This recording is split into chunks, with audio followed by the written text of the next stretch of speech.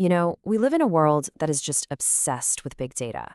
We're always told that bigger is better. But what if the most powerful insights don't come from counting millions of things, but from deeply understanding just a few? Today, we are diving into qualitative research, a method that's all about depth over breadth and meaning over measurement. And it's a field that is absolutely exploding in popularity. I mean, just take a look at public health. Back in the 1980s, you couldn't find a single qualitative paper on Medline. Zero. By the 90s, okay, there were a few dozen. But then, look at the 2000s. Over 600. That is a truly meteoric rise. But this brings us to a really fascinating paradox. Because, as our source material points out, this newfound popularity, it might actually be its biggest threat. The fact that qualitative research seems so accessible, just talking to people, creates this dangerous illusion that it's easy, that anyone can do it. Well, it's not. And when it's done poorly, it can seriously undermine the credibility of the entire field.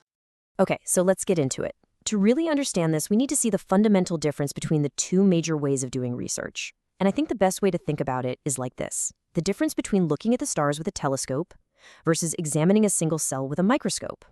So, quantitative research, that's the telescope. It's designed to map the entire universe of a topic. It asks how many, and it's looking for those big, broad patterns across huge populations. It needs to have everything defined and locked down before it even starts. But qualitative research, that's the microscope. It zooms way, way in. It asks how and why to understand the really rich, complex stuff, the processes and the meanings within a very specific context. It doesn't pretend to know what's important from the start. Its whole goal is to discover it along the way. Now, what's really interesting is how these two approaches reflect completely different ways of thinking. One is like a straight, predictable road. The other is more like a winding journey of discovery.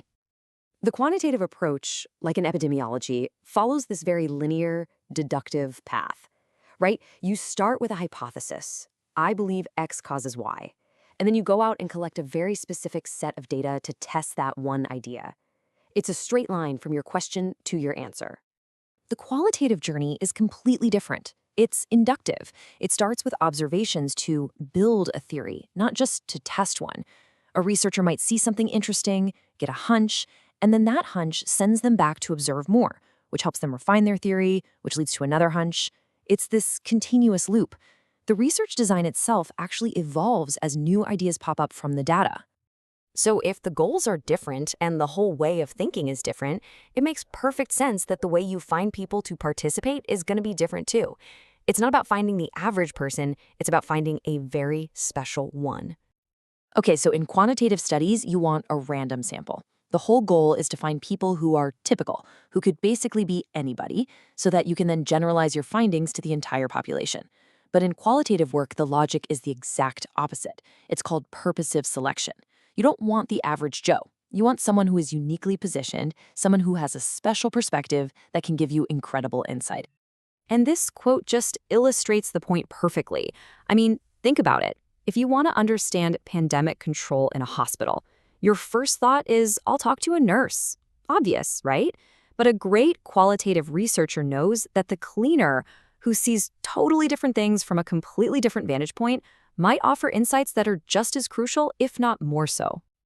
And this means the sample of people you talk to is dynamic. It's not fixed from the very beginning.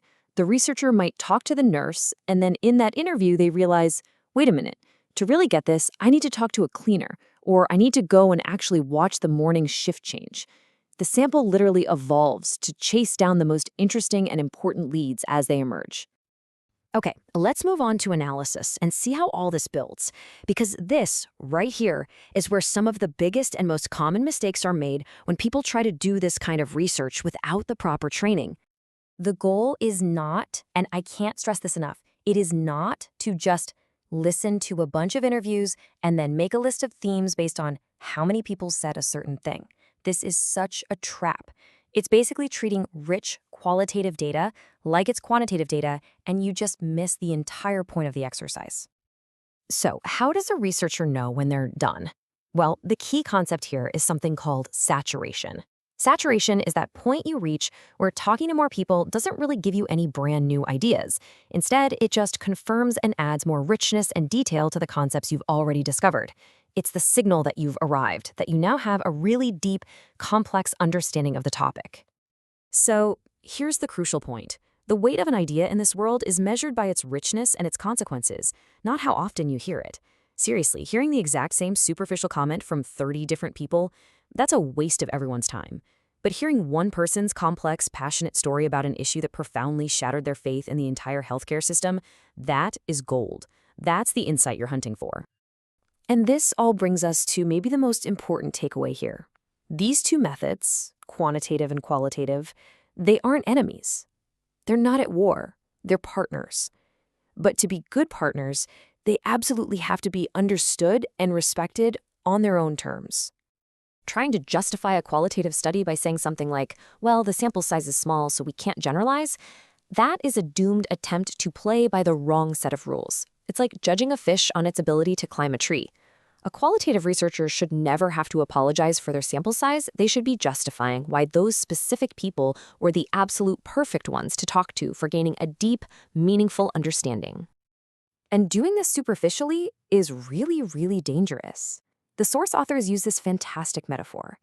Doing qualitative research without training is like reading a little tourist pamphlet about dinosaurs and then walking around claiming to be a paleontologist. You're going to get exposed, and fast. Good qualitative work requires deep, rigorous, methodological training. So I'll leave you with this. The next time you see a research study, try to resist that initial impulse to just ask about the sample size. Instead, ask a much better question. What was the goal here? Were they trying to map the whole universe or understand one specific piece of it? And most importantly, was this the right tool for the job?